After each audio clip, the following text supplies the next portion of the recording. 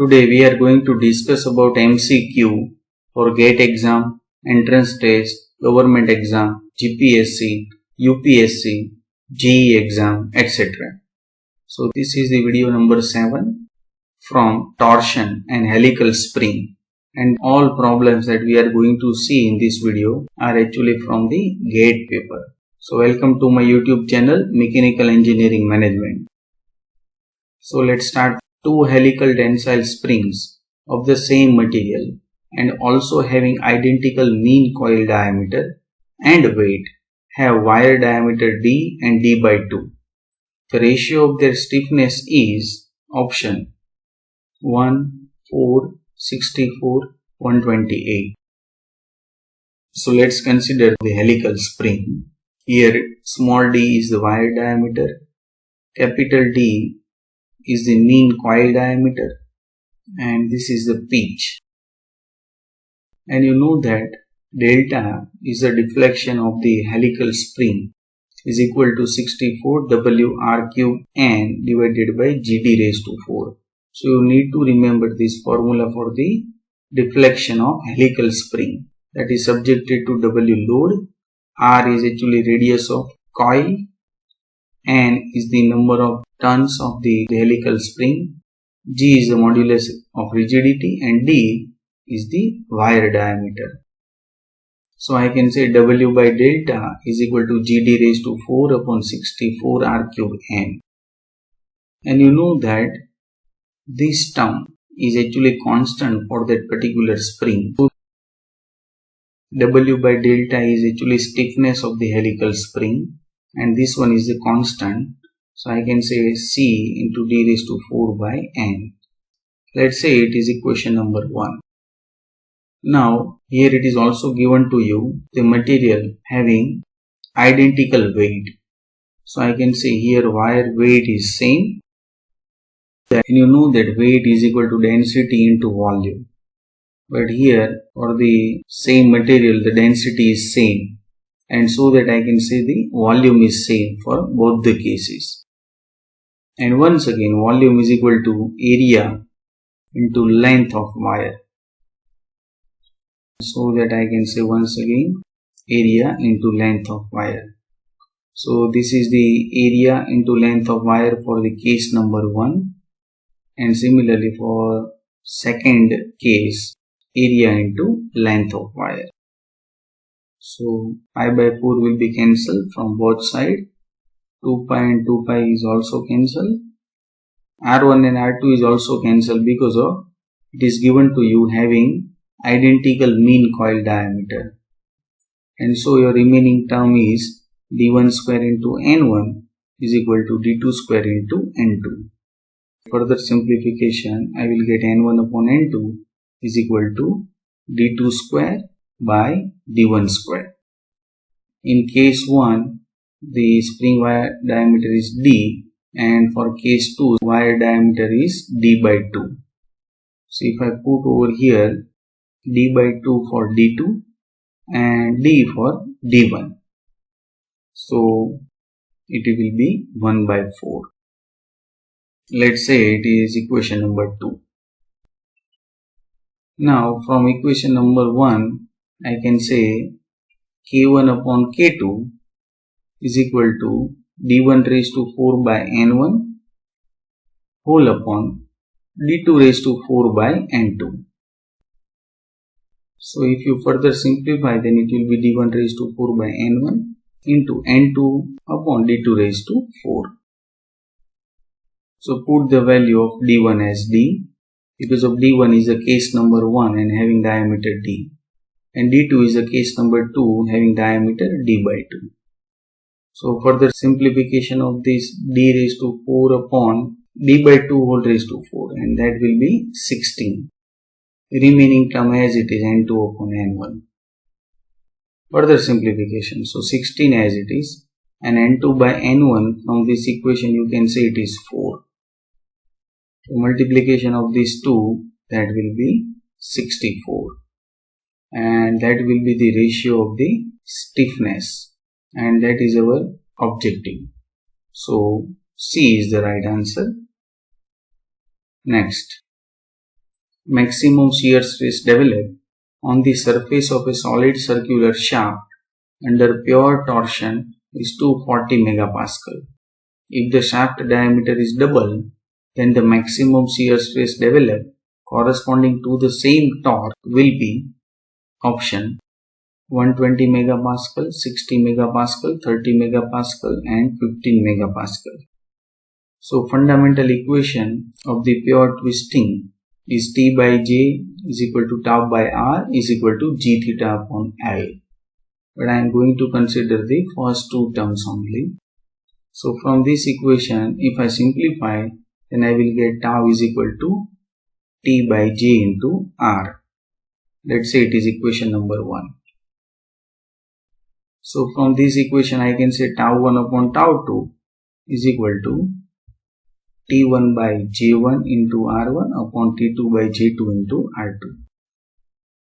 In the description it is given to you same torque in both the cases. So I can cancel T1 and T2. So your remaining term will be tau 1 upon tau 2 is equal to R1 upon J1 whole upon R2 upon J2. So further simplification, so you will get J2 by J1 into R1 upon R2. Next. Now I am going to put the value over here. So J2, that means polar moment of inertia. For the circular cross section, you know that it is pi by 32 d raised to 4. Here it is J2, so it is d2 raised to 4. Similarly for J1, it is pi by 32 d1 raised to 4. R1 means radius, so you can say it is d1 by 2 and R2 that is d2 by 2. Simplified over here, so pi by 32 will be cancelled, 2 will be cancelled. Now put the value d2 is equal to 2 times d because of in case number 2 shaft diameter is double and for case number 1 shaft diameter is d.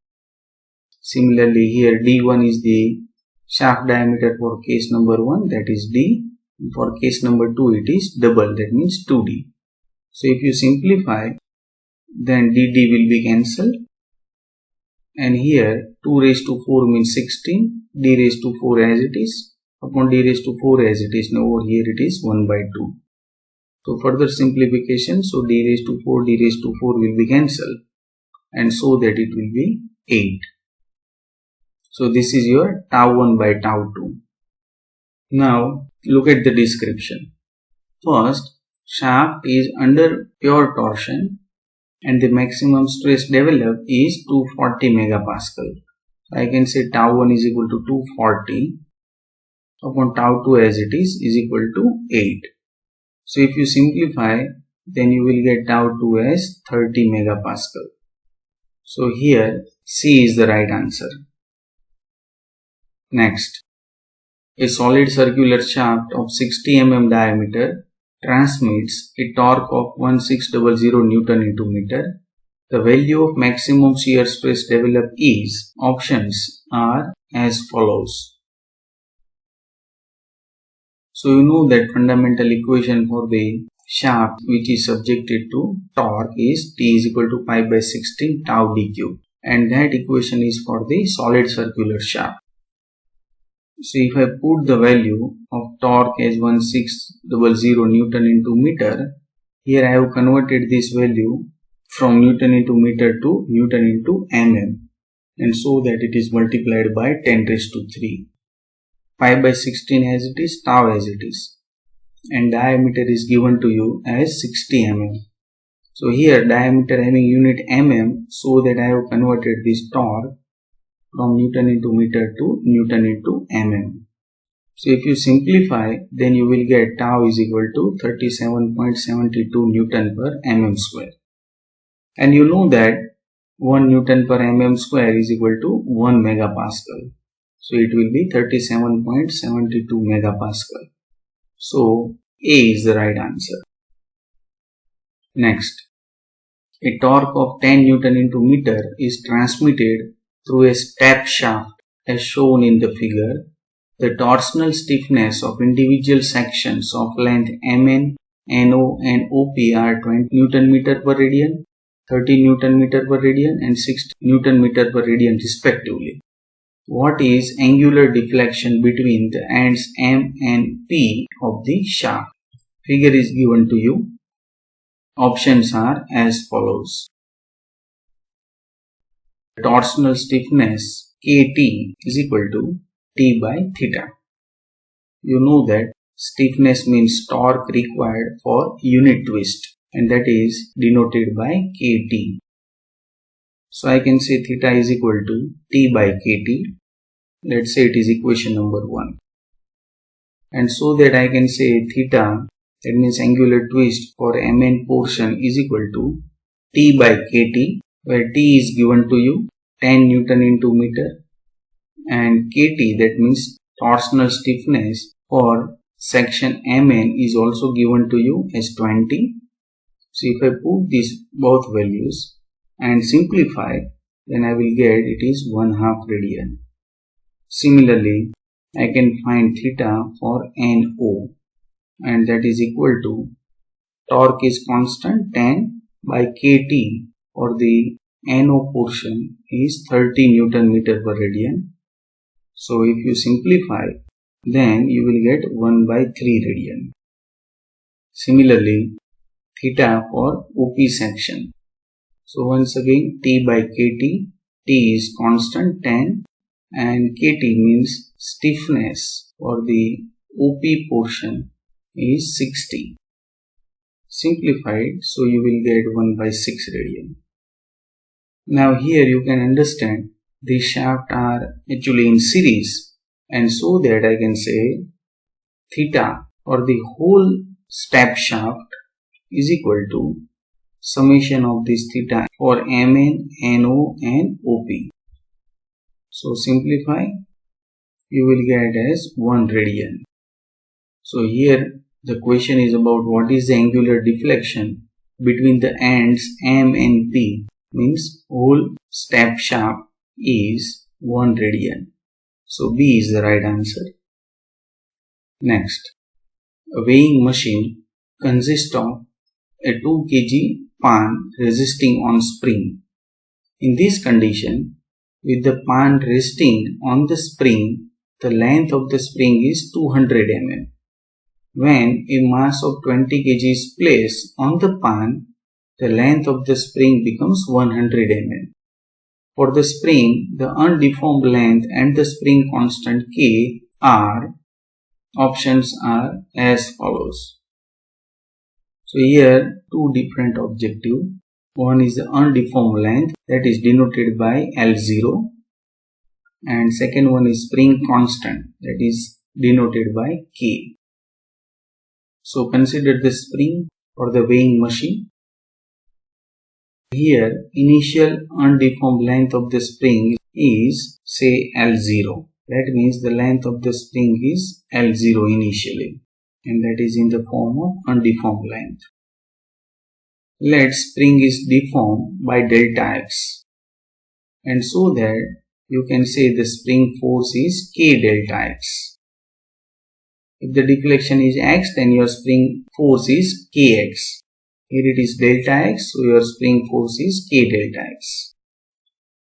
For initial condition, I can say force is equal to 2 kg is equal to K as it is, and your deflection delta x, the length of the spring is 200 mm with the pan resting on the spring, and so that your deformation delta x is equal to L0, means initial undeformed length, minus final length, and so that you will get the delta x deflection, and so that you can understand delta x, that is the deflection, is L0 minus 0.2. 0.2 is actually 200 mm. I have converted it from mm to meter. Let's say it is equation number 1. So similarly, I can say after that 20 kg is placed on 2 kg pan. That is also given to you. 20 kg is placed on the pan, and so that the total mass is 22 kg. Initial mass 2 kg of pan plus 20 kg, and so that your final mass is 20 kg. So that I can say for final condition. Now your next length of the spring is 100 mm. So initial length L0. After putting the 22 kg it will be 0.1 meter, and so that your deflection is L0 minus 0.1. Here this 22g, that means force, and you know that force is equal to mass into g, and mass is 22 kg. G is the gravitational acceleration. Let's say it is equation number 2. So if you solve these two equations by elimination method, then you will get first k is equal to 1960 Newton per meter, and then you can put this value in equation number 1 or 2, then you will get L0. That means undeformed length of the spring is 0.21 meter, and so that this B is the right answer. So thanks my dear friends. Press the like button to appreciate this video.